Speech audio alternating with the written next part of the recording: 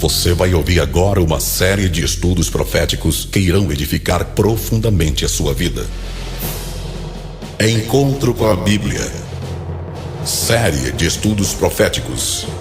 Pastor Abraão de Almeida, um dos maiores especialistas em profecia bíblica, mostra de forma clara e precisa todo o programa de Deus concernente aos últimos dias. O que é o arrebatamento da igreja? O que é a grande tribulação? O que é o milênio? Como interpretar corretamente as profecias? Podemos confiar na palavra profética?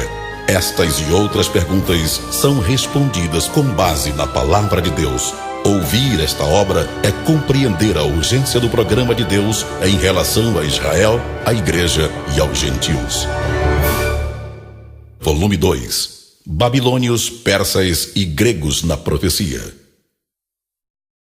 O primeiro império mundial dos tempos dos gentios. Simbolizados na Bíblia pelo ouro e por um leão alado, os caldeus triunfaram rapidamente sobre egípcios, assírios, fenícios e árabes e construíram a mais rica metrópole do mundo antigo. O mandamento de Jesus de olharmos primeiramente para a figueira que tipifica Israel é seguido de outro, e para todas as árvores, Lucas 21, 29, que significa as nações gentílicas em geral, especialmente as que se relacionam com Israel. A fim de olharmos para essas árvores, temos de deixar o moderno Israel de nossos dias e retroceder aos tempos dos profetas, especialmente Daniel, que com suas visões recheadas de impressionantes detalhes, trata da sucessão dos domínios dos gentios até o estabelecimento por Deus de um reino que será estabelecido para sempre.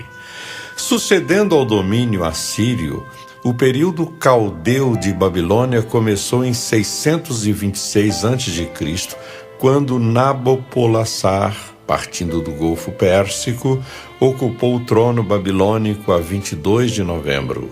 Auxiliados pelos medos, os caldeus foram infringindo sucessivas derrotas aos assírios, tomando-lhes as cidades de Salá, por volta de 623, Assur em 614 e Nínive 2 anos depois, em 612 a.C. Após suas vitoriosas campanhas contra a Síria e diversas tribos do norte, entre os anos 609 e 605, Nabopolassar confiou seu exército a Nabucodonosor, seu príncipe herdeiro, que combateu os egípcios em Cumuí, em Curamati, derrotando-os definitivamente em Carquemis, entre maio e junho de 605. Enquanto ainda estava na Palestina recebendo a sujeição de outros povos, inclusive de Judá, ao tempo do rei Jeoiaquim, ouviu a notícia da morte do pai, 15 de agosto de 605 a.C. Abro aspas. E imediatamente atravessou o deserto para tomar as mãos de Bel e assim reivindicar oficialmente o trono a 6 de setembro de 605 a.C. Fecho aspas. Novo Dicionário da Bíblia, volume 1, página 185. Por ocasião da sujeição da Judéia ao Império de Babilônia, Nabucodonosor ordenou a Aspenaz, chefe de seus eunucos, que trouxesse alguns dos israelitas da família real e da nobreza, jovens sem defeito físico, de boa aparência, cultos, inteligentes, que dominassem os vários campos do conhecimento e fossem capacitados para servir no palácio do rei. Ele deveria ensinar-lhes a língua e a literatura dos babilônios. De sua própria mesa, o rei designou-lhes uma porção diária de comida e de vinho. Eles receberiam um treinamento durante 3 anos e depois disso passariam a servir o rei. Entre esses estavam alguns que vieram de Judá: Daniel, Ananias, Misael e Azarias.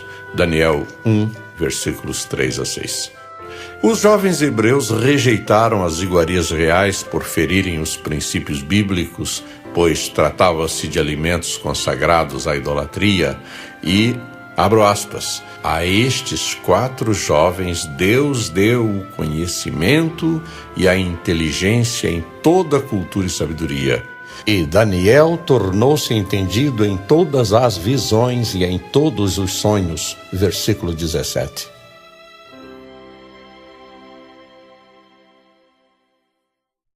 A estátua profética.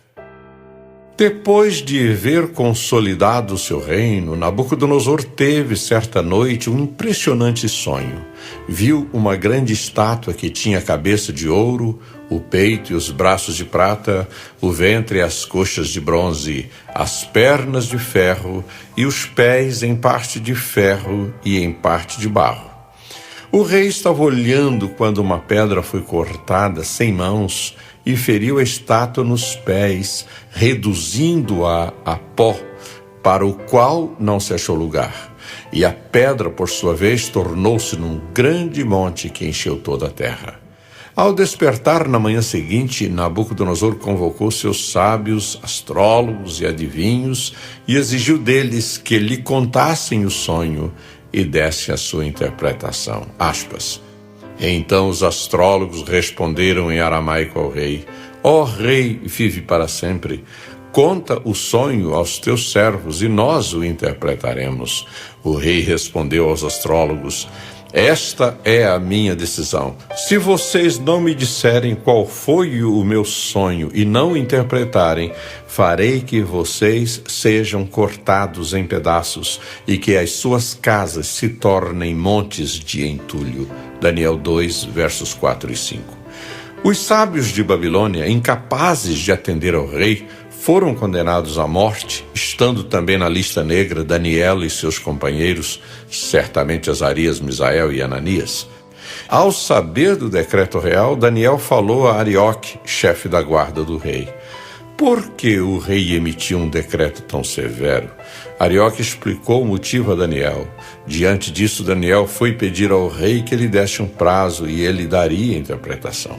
Daniel voltou para casa, contou o problema aos seus amigos Ananias, Misael e Azarias e lhes pediu que rogassem ao Deus dos céus que tivesse misericórdia acerca desse mistério, para que ele e seus amigos não fossem executados com os outros sábios de Babilônia. Então o mistério foi revelado a Daniel de noite numa visão. Daniel louvou o Deus dos céus. Daniel 2, versículos 15 a 19.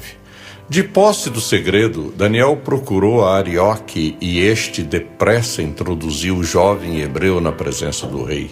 Disse Daniel: Tu olhaste, ó rei, e diante de ti estava uma grande estátua, uma estátua enorme, impressionante, e sua aparência era terrível. Versículo 31. Depois de descrever a visão, Daniel passa a interpretar-lhe os diversos símbolos. Tu, ó rei, és rei de reis. O Deus dos céus concedeu-te domínio, poder, força e glória. Nas tuas mãos ele colocou a humanidade, os animais selvagens e as aves do céu. Onde quer que vivam, ele fez de ti o governante deles todos. Tu és a cabeça de ouro. Versículos 37 e 38.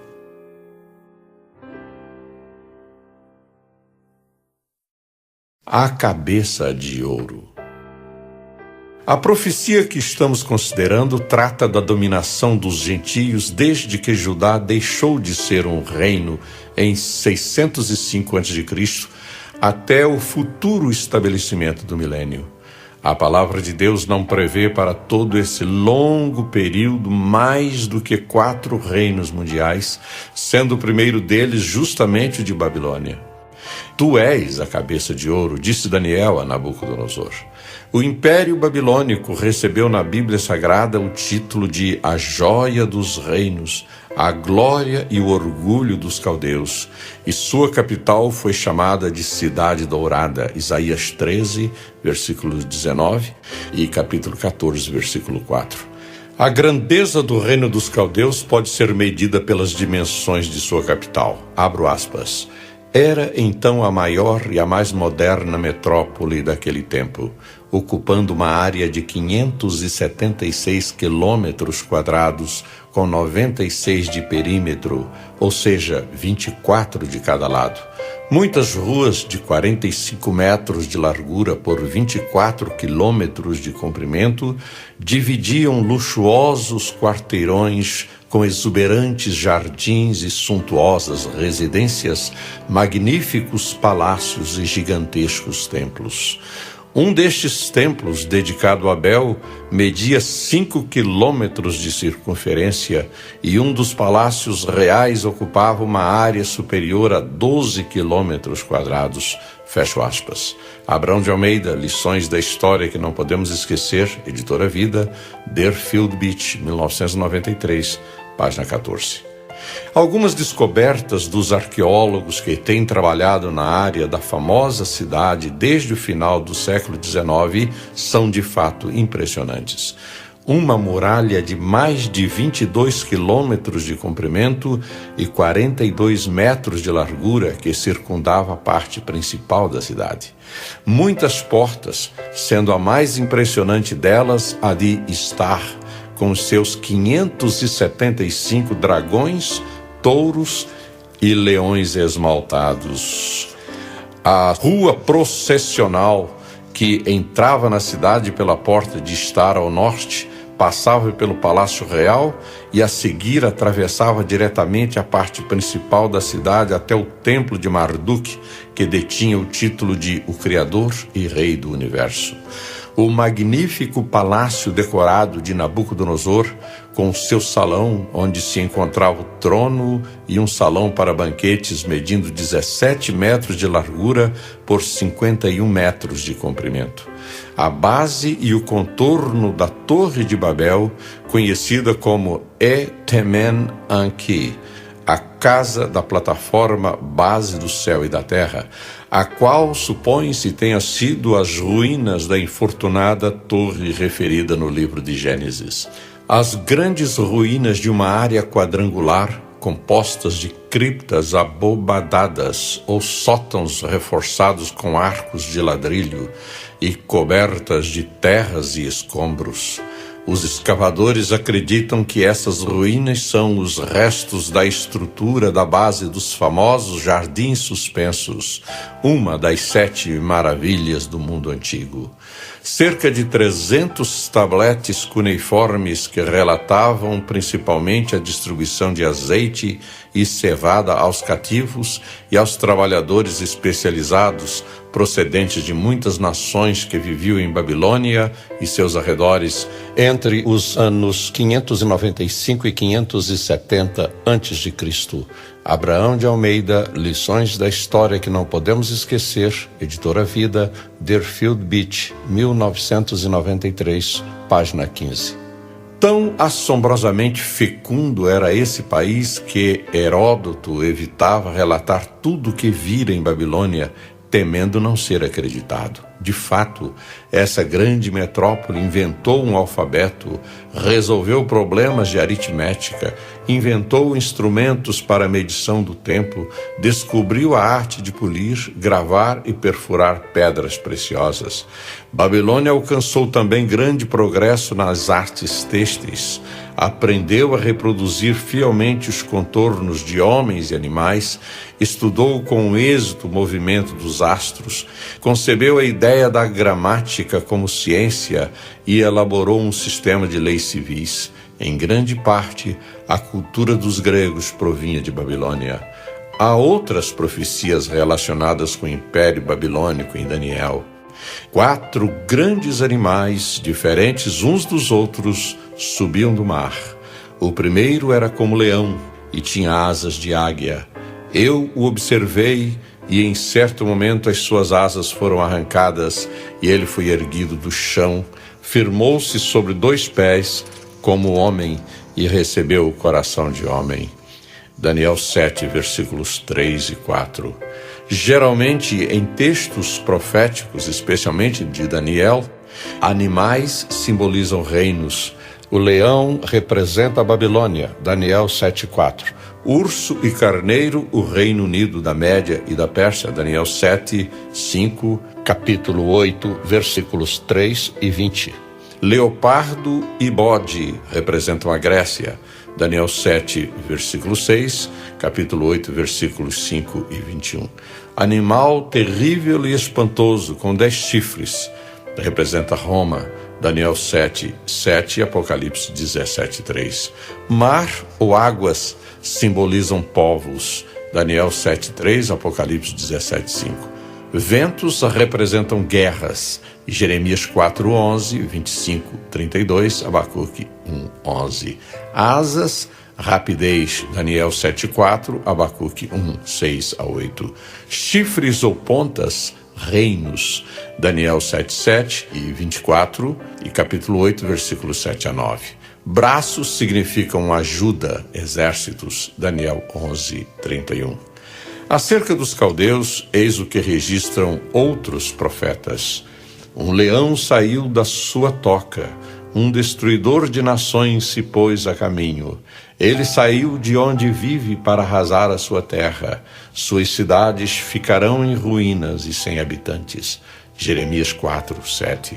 Estou trazendo os babilônios, nação cruel e impetuosa, que marcha por toda a extensão da terra para apoderar-se de moradas que não lhe pertencem. É uma nação apavorante e temível, que cria a sua própria justiça e promove a sua própria honra. Seus cavalos são mais velozes que os leopardos, mais ferozes que os lobos no crepúsculo. Sua cavalaria vem de longe, seus cavalos vêm a galope, vem voando como ave de rapina que mergulha para devorar. Abacuque 1, versículos 6 a 8. Assim diz o Senhor, vejam, uma águia planando estende as asas sobre Moabe, Jeremias 48, 40. Assim diz o soberano, o Senhor, uma grande águia com asas poderosas, penas longas e vasta plumagem de cores variadas, veio ao Líbano. Apoderando-se do alto de um cedro, arrancou o seu broto mais alto e o levou para uma terra de comerciantes, onde o plantou numa cidade de mercadores. Ezequiel 17, versículos 3 e 4. Ao referir-se a Nabucodonosor, um escritor disse que o império era ele e ele era o império. Como supremo e absoluto, sua corte não era mais que mera fantasia. Seus cortesões nada pesavam nas decisões que ele tomava. Era ele o tudo, a majestade suprema de um cetro que cobria vitorioso inteiramente o orbe conhecido e habitado. Além disso, desempenhou Nabucodonosor uma administração que conservou as nações todas em harmonia, bem como sob completa segurança e proteção. E, mais ainda, jamais a história registrou um soberano político no trono do mundo maior do que ele. Ele a todos sobrepujou em glória, grandeza e majestade. Assim, achou por bem Deus, que lhe dera todo o poder e a glória de que era Senhor, honrá-lo no símbolo da cabeça de ouro fino, da estátua de seu impressionante sonho inspirado, ainda que ela representasse com toda evidência o império caldeu neobabilônico. E é surpreendente notar que a interpretação de Daniel ignorou por completo não somente os reis que precederam Nabucodonosor no trono de Babilônia, como também os que lhe sucederam. Sim, só ele foi levado em alta conta pelo céu naquele trono do mundo. Todos os demais que ali se assentaram, praticamente nada representam aos olhos daquele que é a suprema autoridade na terra e no céu. Em toda a terra e em toda a história não houve outro potentado que governasse o mundo tão a contento de Deus. S. Melo, Testemunhos Históricos das Profecias de Daniel, Rio de Janeiro, 1968, página 117. Os babilônios mantiveram o domínio mundial desde 612 a.C., quando Nínive, a capital dos assírios, foi tomada por Nabopolassar. Este primeiro império durou até 15 de outubro de 539 a.C., pois no dia seguinte os medos e persas assumiram a supremacia mundial. O simbólico urso destruidor. Coligados, os medos e persas venceram os caldeus e formaram um vasto império, porém inferior ao de Babilônia, como previu Daniel. Dando sequência à interpretação do sonho de Nabucodonosor, disse Daniel: depois de ti se levantará outro reino inferior ao teu.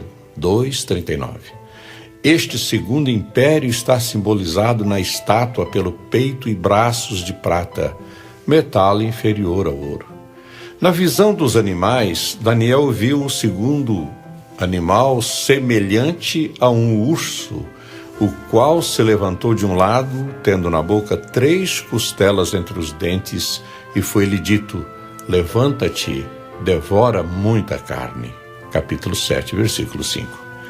Embora o urso não seja o rei dos animais, atinge maior estatura e peso que o leão. Disse que sua maior espécie foi encontrada na Média, país montanhoso, acidentado e frio.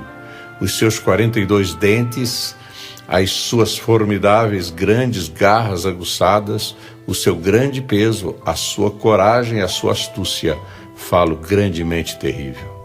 No que respeita à sua crueldade, ferocidade e sede de sangue, não tem rival.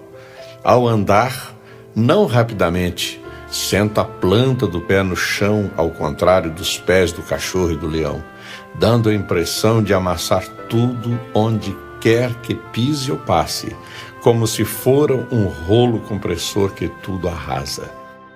É em seus pés que reside a sua maior força de domínio e destruição. Assim, seu tríplice poder concentrado em seu peso, sua boca e seus pés, faz do urso o segundo em seu reino, só vencido pelo leão após renhida a batalha. Não podendo o urso ser o rei dos quadrúpedes, parece pretender sê-lo. Não alcançando, todavia, supremacia absoluta, é obrigado a cometer destruição para impor-se, como se supremo fora, sem contudo lograr o seu objetivo. Neste terrível animal carniceiro e destruidor, fora o Império Medo-Persa figurado pela revelação. S. Melo, Testemunhos Históricos das Profecias de Daniel, Rio de Janeiro, 1968, páginas 334 e 335. De fato, os soberanos medo-persas, inábeis para governar o mundo, cometeram as maiores e mais vis atrocidades. Em suas conquistas, procuraram vencer não mediante categorias bélicas, mas pela avalanche de suas tropas. Daí o massacre a qualquer povo que lhe opusesse a menor resistência. Somente para o transporte de víveres usavam os persas uma frota de 1.200 barcos com uma tripulação de 300.000 homens. Os exércitos medo-persas passaram a história como profundamente sanguinários, devoradores de muita carne, conforme anunciava a profecia. Afirma-se que Tomíris, rainha dos Citas, mandou cortar a cabeça de Ciro e mergulhou-a num odre cheio de sangue humano, dizendo: farta-te de sangue, de que sempre viveste sequioso. As 3 costelas entre os dentes do urso, bem como as 3 direções em que o carneiro dava amarradas, significam as 3 primeiras presas: Babilônia, Egito e Lídia. Daniel, capítulo 8, versículo 4. Ao aproximar-se Ciro da Lídia, o riquíssimo Creso, rei desse país, dirigiu-se ao famoso oráculo de Delfos a fim de consultar um de seus profetas acerca do que fazer. Foi-lhe dito então que no dia da batalha Creso destruiria um poderoso exército. O rei entendeu a profecia como favorável e enfrentou Ciro, destruindo de fato um poderoso exército, o seu próprio. como todas as profecias dos falsos profetas do passado, a linguagem era sempre dúbia. A profecia sempre se cumpria, qualquer que fosse o resultado.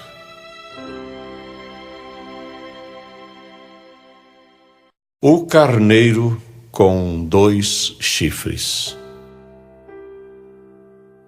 Mais adiante, o profeta vê o mesmo império na figura de outro animal.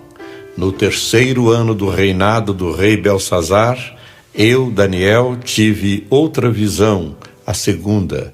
Na minha visão, eu me vi na cidadela de Suzã, na província de Elão. Na visão, eu estava junto do canal de Ulai. Olhei para cima e diante de mim, junto ao canal, estava um carneiro. Seus 2 chifres eram compridos, um mais que o outro, mas o mais comprido cresceu depois do outro. Observei o carneiro enquanto ele avançava para o oeste, para o norte e para o sul. Nenhum animal conseguia resistir-lhe e ninguém podia livrar-se do seu poder. Ele fazia o que bem desejava e foi ficando cada vez maior. Daniel 8, versículos 1 a 4. Esta visão do carneiro, Daniel a teve por volta do ano 553 a.C., cerca de 14 anos antes da queda de Babilônia. É significativo que o profeta se achasse em Suzã, a capital da Pérsia, pois a visão se relacionava diretamente com os persas. Trazendo mais luzes sobre as visões anteriores, da segunda parte da estátua e do urso, o carneiro apresenta-se com 2 chifres, símbolos da Média e da Pérsia. O fato de a mais alta subir por último significa que Dario, embora tenha primeiramente ocupado o trono, perdeu-o para Ciro na batalha de Passargad, o que elevou os persas sobre os medos. Seus 2 chifres eram compridos, um mais que o outro, mas o mais comprido cresceu depois do outro. Capítulo 8, versículo 3. Na explicação dada pelo anjo a Daniel, não há qualquer dúvida. Aquele carneiro que viste com 2 chifres são os reis da Média e da Pérsia. Capítulo 8, versículo 20.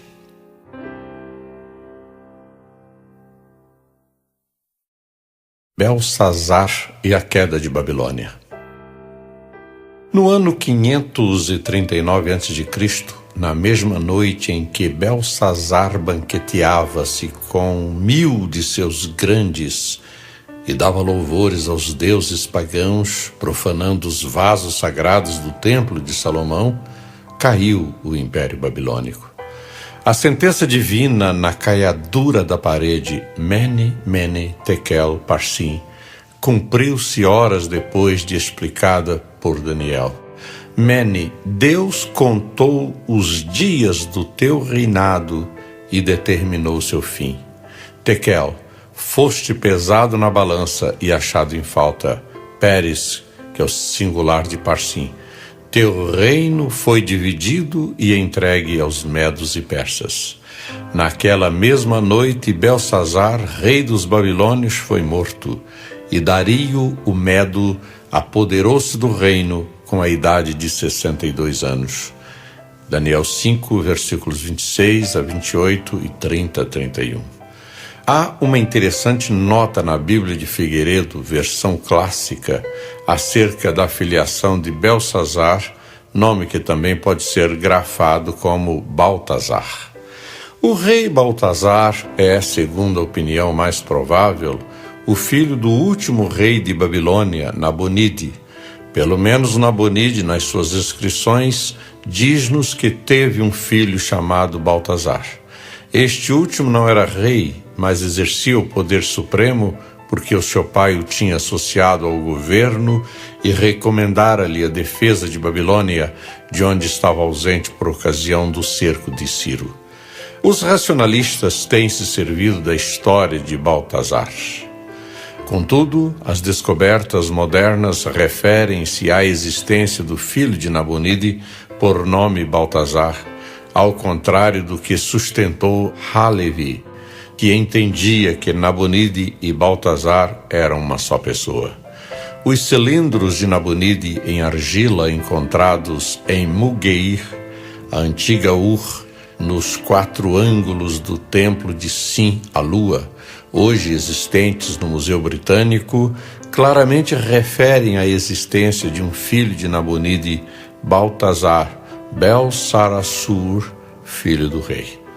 Assim sabemos acerca de Baltazar o seguinte, pelas inscrições, que o filho primogênito de Nabonide se chamava Baltazar, por Xenofonte, que Nabonide não voltou à Babilônia depois da sua destruição, refugiando-se em Borsippa, por Daniel, que Baltazar governava em Babilônia, como sendo o personagem do governo.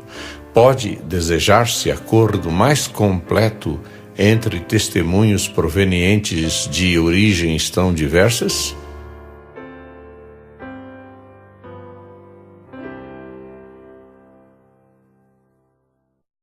Ciro, o ungido de Deus. Pelo menos uns 200 anos antes de os persas surgirem no cenário mundial, seu famoso rei já estava profetizado na Bíblia.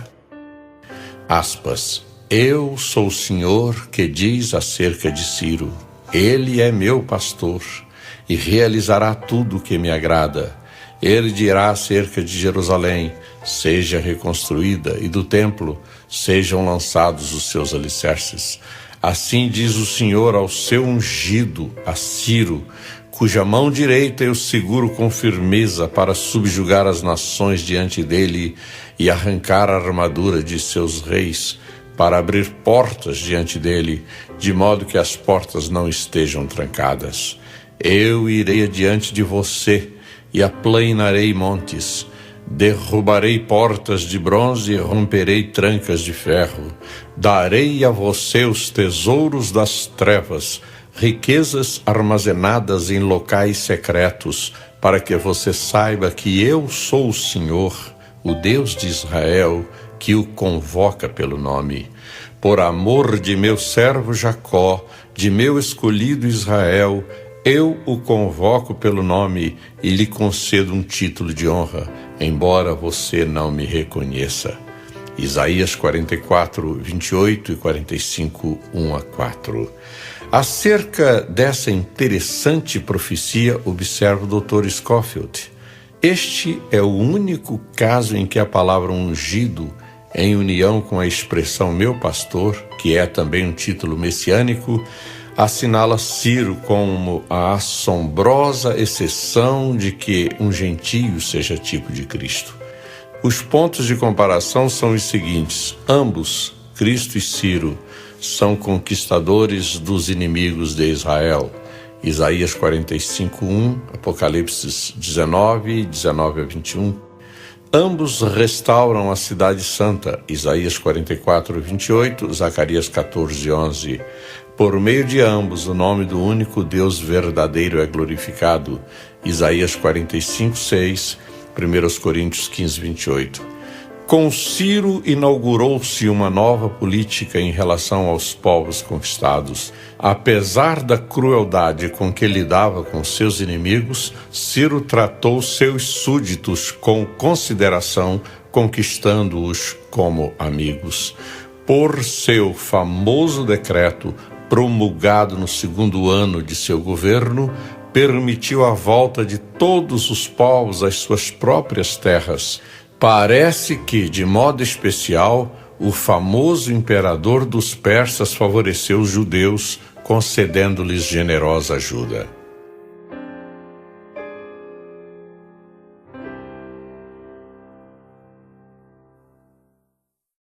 Campanhas contra os gregos.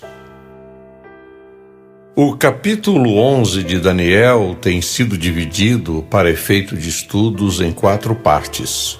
Versículos 1-4, os reis da Pérsia e o Terceiro Império até a sua divisão em 4 partes após a morte de Alexandre o Grande. Versículos 5-20, os reis do norte e do sul, Síria e Egito. Versículos 21-35, o reinado de Antíoco Epifânio. versículos 36 a 45, o Anticristo no final dos tempos. A primeira parte de que nos ocupamos aqui abrange o período de 539 a.C., desde a tomada de Babilônia pelos medos e persas, até 424 a.C., quando faleceu Artaxerxes Longímanos. O texto bíblico diz: ainda 3 reis se levantarão na Pérsia, e o quarto será acumulado de grandes riquezas mais do que todos. E, tendo-se fortalecido por meio das suas riquezas, agitará a todos contra o reino da Grécia. Os reis mencionados neste texto foram Cambises, Pseudo-Esmerdis e Dario Ristapes, considerando que a visão fora dada no ano 3º de Ciro, conforme Daniel 10:1. O quarto rei foi Xerxes I, imensamente rico, que invadiu a Grécia nos anos 483 a 480, conhecido no livro de Ester como Assuero. Tanto a Bíblia como a história grega falam dele como sendo homem sensual, devasso, déspota, insidioso e cruel. Assuero ocupou o trono no ano 486. De acordo com John D. Davis, no 2º ano do seu reinado, Assuero subjugou os egípcios que se haviam revoltado contra Dario e 4 anos mais tarde preparou um imenso exército e invadiu a Grécia, mas foi obrigado a retroceder depois da Batalha de Salamina, onde a sua esquadra foi aniquilada por uma pequena frota grega em 480 a.C. A mãe de Xerxes, Atossa, era filha de Ciro. Convém salientar que o Assuero que aparece em Esdras 4:6 não é o mesmo de Ester, mas sim Cambises, que reinou de 529 a 521 a.C. É também o mesmo Cambises quem aparece em Esdras 4:7 com o nome de Artaxerxes. O que aparece em Esdras 7:1, já ao tempo de Esdras, por volta de 458 a.C., é Artaxerxes Longímanos, o que permitiu a Esdras e Neemias levarem um grande número de judeus de volta a Jerusalém e reconstruírem as muralhas da cidade santa. Esdras 7, 11 a 28. É este o último imperador persa mencionado no Antigo Testamento.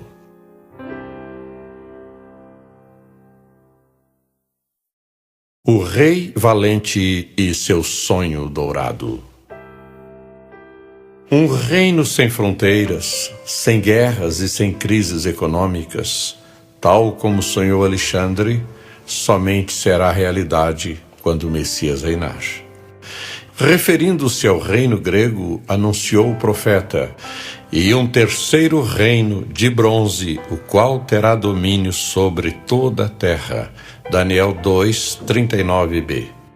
Nos capítulos 7 e 8 do mesmo Daniel, lemos: depois disso, vi um outro animal que se parecia com um leopardo. Nas costas tinha 4 asas, como as de uma ave. Esse animal tinha 4 cabeças e recebeu autoridade para governar. Enquanto eu considerava isso, de repente um bode com um chifre enorme entre os olhos veio do oeste, percorrendo toda a extensão da terra sem encostar no chão. Ele veio na direção do carneiro de 2 chifres que eu tinha visto ao lado do canal e avançou contra ele com grande fúria.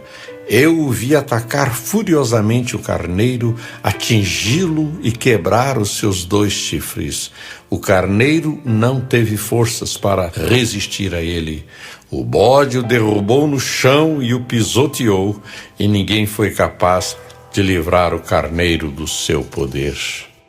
O bode tornou-se muito grande, mas no auge da sua força o seu grande chifre foi quebrado e em seu lugar cresceram 4 chifres enormes na direção dos 4 ventos da terra. Daniel 7, versículo 6 e capítulo 8, versículos 5 a 8. É interessante notar que assim como o leão foi o animal adotado pelos babilônios Como símbolo de seu império, o bode serviu para identificar o poderio grego como emblema do poder real. Abro aspas. O bode é muito apropriadamente típico do Império Grego ou Macedônio, porque os macedônios, a princípio, mais ou menos 200 anos antes de Daniel, eram chamados Aegiadei, ou povo do bode. E nessa ocasião, como referem autores pagãos, Caranos, seu primeiro rei, indo com uma grande multidão de gregos à procura de novas habitações na Macedônia, foi mandado pelo oráculo tomar os bodes como seus guias para o império, e mais tarde, vendo um rebanho de bodes a fugir de uma violenta tempestade, seguiu-os até Edessa e ali fixou a sede do seu império. Fez dos bodes suas insígnias ou estandartes e chamou a cidade Aegai, ou Cidade do Bode. Esta observação é semelhantemente devida ao excelentíssimo senhor Mede, e a isto pode-se acrescentar que a cidade Aegai, ou Aegai, foi o lugar de sepultamento usual dos reis macedônios. É também muito notável que o filho de Alexandre, de Roxoma, chamou-se Alexandre Aegus, ou filho do bode, e alguns dos sucessores de Alexandre são representados em suas moedas com chifres de bode. Fecho aspas. S. Melo, Testemunhos Históricos das Profecias de Daniel, Rio de Janeiro, 1968, página 459. Outros importantes testemunhos acerca do bode como símbolo dos gregos estão no Museu Britânico. As moedas macedônias de cerca de 25 séculos trazem no seu reverso a figura de um bode. Também na mitologia grega aparece o deus Pan, filho de Hermes e da ninfa Driope, representado com chifres, corpo e pés de bode da cintura para baixo. Finalmente, o mar Egeu, que banha a Macedônia e a Grécia, significa mar do bode. O Império Grego está representado pelo ventre e coxas de bronze, pelo leopardo com 4 asas e pelo bode que vinha do ocidente sem tocar no chão, o qual tinha uma ponta notável entre os olhos. As asas falam da rapidez das conquistas de Alexandre, o bode que partiu do ocidente sem tocar no chão. O ser em 4 asas significa o desmembramento do império em 4 dinastias independentes. A mesma significação tem as 4 cabeças do leopardo e as 4 pontas que se levantam do bode ao cair-lhe a primeira, a grande ponta. A palavra de Deus é claríssima, mas o bode peludo é o rei da Grécia e o chifre grande que tinha entre os olhos é o primeiro rei. O ter sido quebrado, levantando-se 4 em seu lugar, significa que 4 reinos se levantarão da mesma nação, mas não com a força dele. Daniel 8, 21 e 22.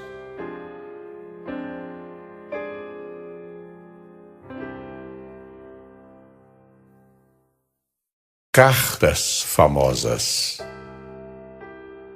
Ficou célebre a correspondência trocada entre Alexandre e Dario III, também conhecido por Dario Codormano, filho de Artaxerxes II, o qual começou a reinar no mesmo ano de Alexandre, ou seja, em 336 a.C.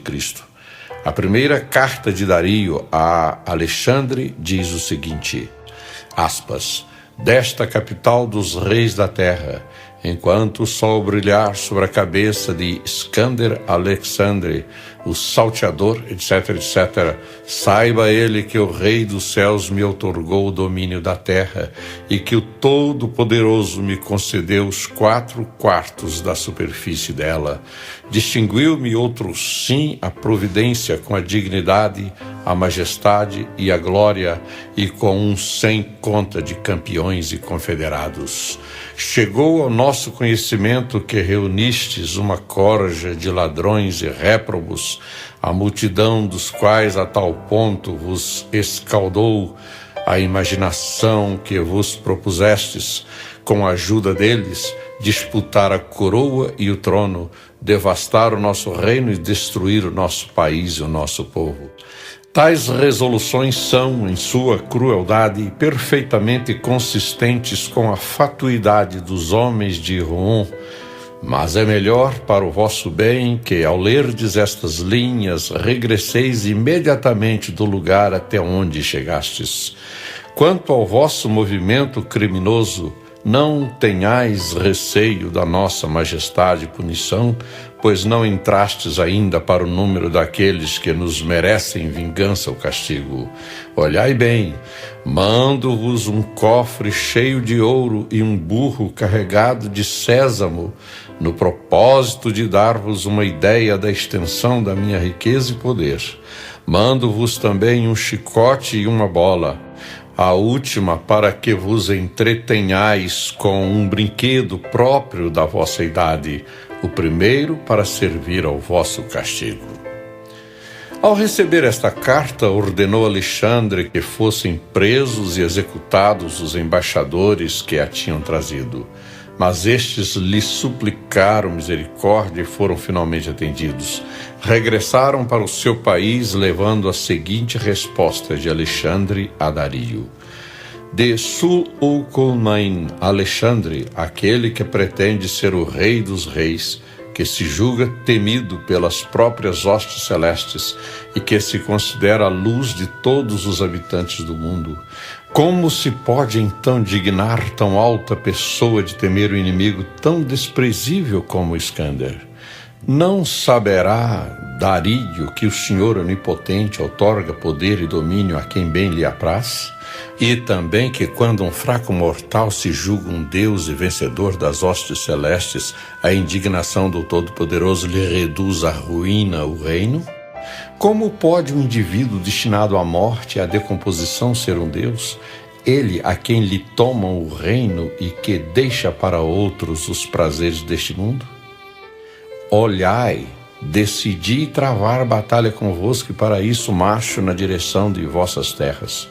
Confesso-me fraco e humilde servo de Deus, a quem ofereço as minhas preces para que me conceda a vitória e o triunfo, e a quem adoro. Com a carta em que fizestes tamanho alarde dos vossos poderes e me enviastes um chicote, uma bola, um cofre cheio de ouro e um burro carregado de sésamo, tudo isso agradeço à boa fortuna e considero como sinais auspiciosos. O chicote significa que serei o instrumento do vosso castigo e me tornarei o vosso governador, preceptor e diretor. A bola indica que a superfície da terra e a circunferência do globo obedecerão ao lugar-tenentes. O cofre de ouro, que é uma parte do vosso tesouro, denota que as vossas riquezas me serão transferidas muito breve. E quanto ao sésamo, embora os seus grãos sejam tão numerosos, todavia é macio ao tato e de todos os gêneros de alimento o menos nocivo e desagradável. Em retribuição vos envio um saco de mostarda para provardes e reconhecerdes o amargor da minha vitória. E não obstante vos terdes exaltado com tamanha presunção, soberbo da grandeza do vosso reino e pretendendo ser uma divindade na terra, ousando mesmo comparar-vos à majestade celeste, eu verdadeiramente é que sou o vosso Senhor Supremo, e embora vos tenhais esforçado por me alarmar com a enumeração do vosso poder e dos vossos recursos em homens e armas, todavia confio na intervenção da divina providência que hei de ver a vossa jactância reprovada por todo o gênero humano, e que na mesma proporção em que vos exaltastes, vos humilhará o Senhor e me concederá a vitória sobre vós. No Senhor está a minha fé e a minha confiança. Adeus. Depois da troca destas cartas, os dois exércitos se defrontaram em Faristã, onde os persas sofreram fragorosa derrota. Dario fugiu para além do Eufrates e foi reunir um exército ainda mais numeroso. tentou negociar com Alexandre, oferecendo-lhe pela paz a metade do seu reino. Mas Alexandre, contra a opinião de seus generais, preferiu arriscar as suas tropas em nova batalha e ganhar toda a Pérsia. Eis a resposta que mandou à proposta de Dario. Dario Grande, derrotado em Maratona, Dario o Grande, por cujo nome sois chamado, devastou, se a história diz a verdade, todas as cidades gregas da costa do Helesponto, todas as colônias jônias deste lado. Nem se contentou ele com isso, mas atravessando o mar com um vasto exército, executou uma segunda invasão. Sendo, porém, vencido no mar, retirou-se, deixando lá o general Mardônio, o qual em sua ausência deveria saquear toda a Grécia, talar-lhe os férteis campos e arrasar-lhe as florescentes cidades. Acrescente-se a isso a morte de meu pai Filipe, cujos assassinos corrompestes e subornastes vilmente com a promessa de grande soma em dinheiro. Assim começais uma guerra e assim covardemente a levais avante, tentando assassinar aqueles que tremeis de encontrar no campo de batalha. Testemunho disso são os 1000 talentos que oferecestes a quem quisesse ser o meu assassino, mesmo quando estáveis conduzindo contra mim um tamanho exército. Por conseguinte, a guerra em que estou atualmente empenhado é em minha própria defesa, e os deuses, dando o triunfo às minhas armas e permitindo-me conquistar grande parte do vosso império, manifestaram a justiça da minha causa. Bati-vos no campo da luta, e embora não me sinta obrigado pela honra nem pela gratidão a atender-vos no que quer que seja, todavia vos prometo, se vierdes a mim da maneira que exige a vossa condição, darei liberdade à vossa esposa e a vossos filhos, mesmo sem nenhum penhor. Como conquistador levastes uma lição, vereis ainda como sei tratar com honra aqueles a quem venço. Se, no entanto, duvidais de vossa segurança aqui, prometo-vos que tereis uma escolta para vos guardar de qualquer atentado. Entre mentes, toda vez que tiverdes ocasião de escrever a Alexandre, lembrai-vos de que vos dirigis a quem não somente é rei, mas também o vosso rei. Lincoln e Schuster, As Grandes Cartas da História, páginas 17 a 22. Finalmente, em 21 de setembro de 331 a.C., aproveitando-se de um eclipse lunar, o exército macedônio comandado por Alexandre atravessou o Tigre e, de novo, a Grécia e a Pérsia se defrontaram em Arbela, ou Gaugamela, numa das batalhas decisivas da história. Mais uma vez a vitória coube a Alexandre, e desta vez lhe trouxe, na idade de 25 anos, a supremacia indisputável sobre a maior parte do mundo então conhecido. Mais uma vez em fuga, Dario foi morto por um dos seus sátrapas.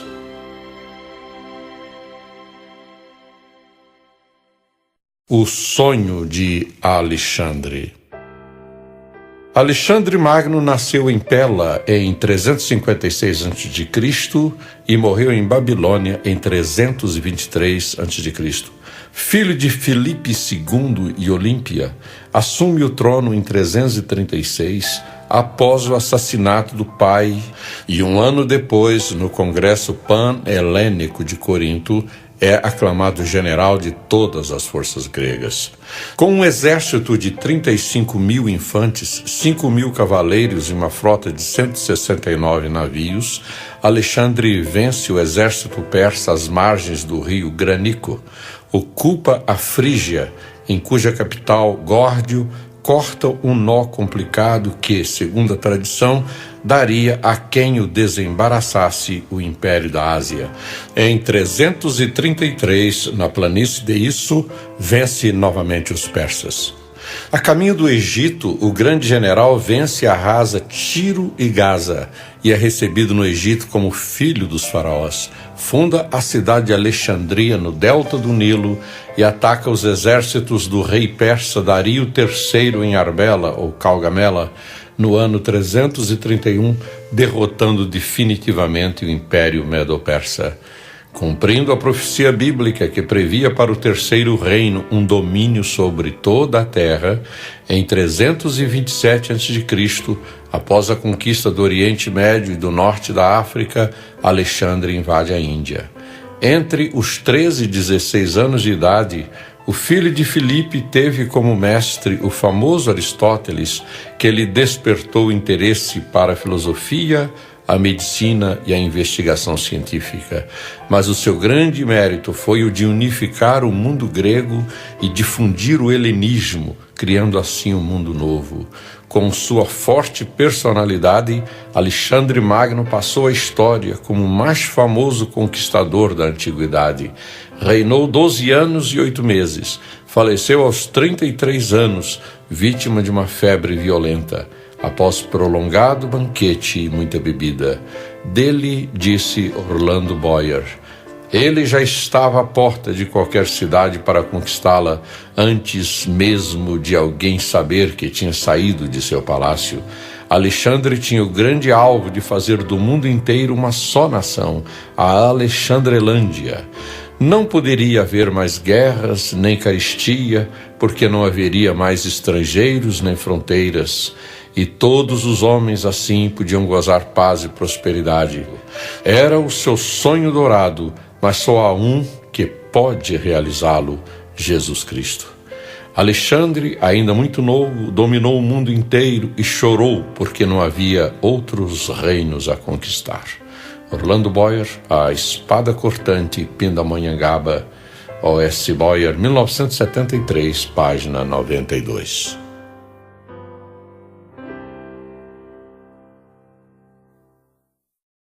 Alexandre e os judeus.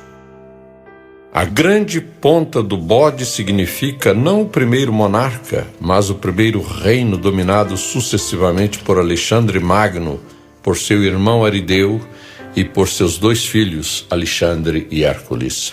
Já o Rei Valente, de Daniel 11, versículos 3 e 4, aponta para o primeiro imperador da Grécia, Alexandre. Este fez do povo judeu o alvo de sua especial consideração, pois ao aproximar-se de Jerusalém, o sumo sacerdote saiu-lhe ao encontro, mostrando as profecias bíblicas que indicavam o triunfo dos gregos sobre os medos e persas e, especialmente, o papel que o grande general macedônio deveria cumprir no plano divino. Vejamos o que registrou o grande historiador judeu Flávio Joséfo. Aspas. Quando se soube que ele já estava perto, o grão sacrificador, o sumo sacerdote, acompanhado pelos outros sacrificadores e por todo o povo, foi ao seu encontro com essa pompa tão santa e tão diferente da das outras nações, até o lugar denominado Safa, que em grego significa mirante, porque de lá se podem ver a cidade de Jerusalém e o templo. Os fenícios e os caldeus que estavam no exército de Alexandre não duvidaram de que, na cólera em que ele se achava contra os judeus, ele lhes permitiria saquear Jerusalém e daria um castigo exemplar ao grão sacrificador.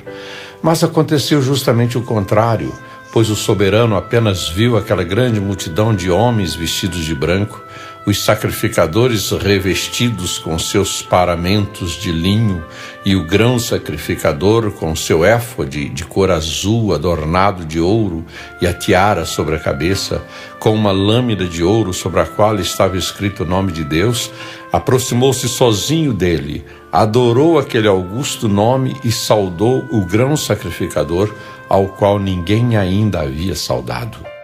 Então os judeus reuniram-se em redor de Alexandre e elevaram a voz para desejar-lhe toda a sorte de felicidade e de prosperidade.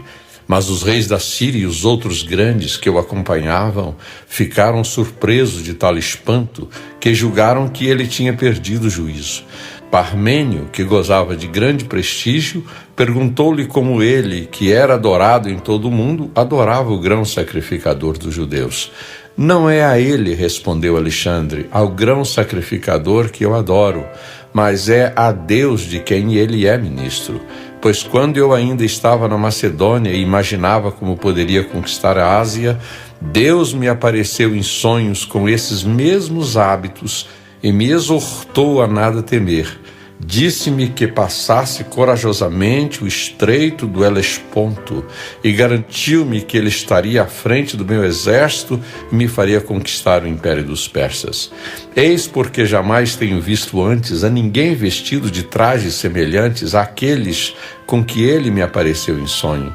Não posso duvidar de que foi por ordem de Deus que empreendi esta guerra, e assim vencerei a Dario. Destruirei o império dos persas e todas as coisas suceder-me-ão segundo os meus desejos. Alexandre, depois de ter assim respondido a Parmênio, abraçou o grão sacrificador e os outros sacrificadores. Caminhou depois no meio deles até Jerusalém, subiu ao templo, ofereceu sacrifícios a Deus, da maneira como o grão sacrificador lhe dissera fazer. O soberano pontífice mostrou-lhe em seguida o livro de Daniel, no qual estava escrito que um príncipe grego destruiria o império dos persas, e disse-lhe que não duvidava de que era ele a quem a profecia fazia menção. Alexandre ficou contente. No dia seguinte mandou reunir o povo e ordenou-lhe que dissesse que favores desejava receber dele. Falando pelo povo, o grão sacrificador respondeu-lhe que eles lhe suplicavam permitir-lhes viver segundo as leis deles e as leis de seus antepassados, e isentá-los no 7º ano do tributo, o qual lhe pagariam durante os outros 6 anos. Ele concedeu-lhes. Tendo-lhe ainda eles pedido que os judeus que moravam em Babilônia e na Média gozassem dos mesmos favores, Alexandre o prometeu com grande bondade e disse que se alguns desejassem servir no exército grego, ele permitiria que os conscritos vivessem segundo a própria religião e costumes. Vários então se alistaram. Flávio Joséfo, Obras completas de Flávio Joséfo, Editora das Américas, São Paulo, sem data, volume 3º, páginas 378 a 381.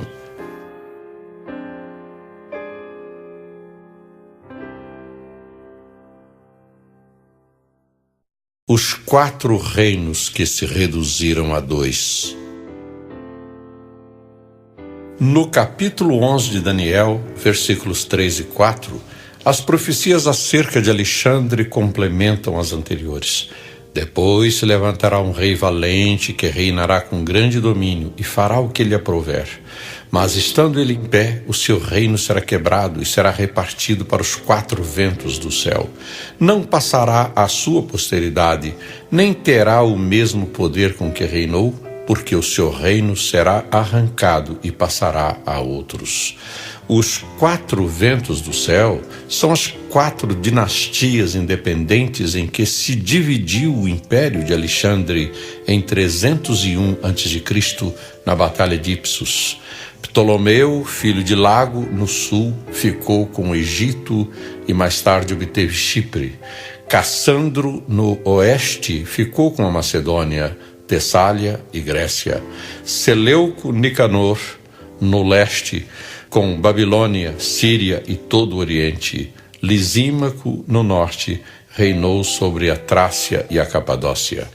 Os versículos 5 a 20 do capítulo 11 de Daniel falam de uma guerra prolongada entre os reis da Síria e do Egito. O primeiro destes versículos é assim explicado por Sir Isaac Newton. Demétrio, filho de Antígono, conservou apenas uma pequena parte dos domínios paternos e por fim perdeu Chipre para Ptolomeu. Mas depois do assassinato de Alexandre, filho e sucessor de Cassandro, rei da Macedônia, Demétrio apoderou-se desse reino no ano de 454 de Nabopolassar, 294 a.C. Algum tempo depois, quando preparava um grande exército para conquistar os domínios de seu pai na Ásia, Seleuco, Ptolomeu, Lisímaco e Pirro, rei do Épiro, ligaram-se contra ele, invadindo a Macedônia, corromperam o exército de Demétrio, pondo o rei em fuga. Em seguida, apoderaram-se do seu reino e o dividiram com Lisímaco. 7 meses após, Lisímaco venceu a Pirro, tomou-lhe a Macedônia e a susteve durante 5 anos e meio, unindo-a ao reino de Trácia. Em suas guerras contra Antígono e Demétrio, Lisímaco lhes havia tomado a Cária, a Lídia e a Frígia. Ele tinha ainda um tesouro em Pérgamo, num castelo no topo de uma colina cônica na Frígia, perto do rio Caicus, cuja guarda havia confiado a um tal Filatero, que a princípio lhe foi fiel, mas por fim se revoltou contra ele no último ano de seu reinado, pois Lisímaco, instigado por sua esposa Arsinoé, começou assassinando seu próprio filho Agatócles e depois diversos outros que o choravam. A viúva de Agatócles fugiu com os filhos e alguns amigos e pediu a Seleuco que guerreasse a Lisímaco. Diante disso, Filatero, que era acusado de ter sido o assassino de Agatócles pela própria Arsinoé, pôs-se em armas ao lado de Seleuco. Nessa ocasião, Seleuco deu batalha a Lisímaco na Frígia. Este morreu na batalha e Seleuco tomou o seu reino no ano 465 de Nabonassar, 283 a.C. Assim, o Império dos Gregos, que inicialmente se havia dividido em 4, reduziu-se novamente a 2 reinos notáveis, os quais são chamados por Daniel de os reinos do Sul e do Norte. Então Ptolomeu reinava sobre o Egito, a Líbia, a Etiópia, a Arábia, a Fenícia, a Celecíria e Chipre. E Seleuco, tendo unido 3 dos 4 reinos, tinha um domínio pouco inferior ao do Império Persa, conquistado por Alexandre. Sir Isaac Newton, As Profecias de Daniel e o Apocalipse, São Paulo, IPO, 1950, páginas 165 a 166.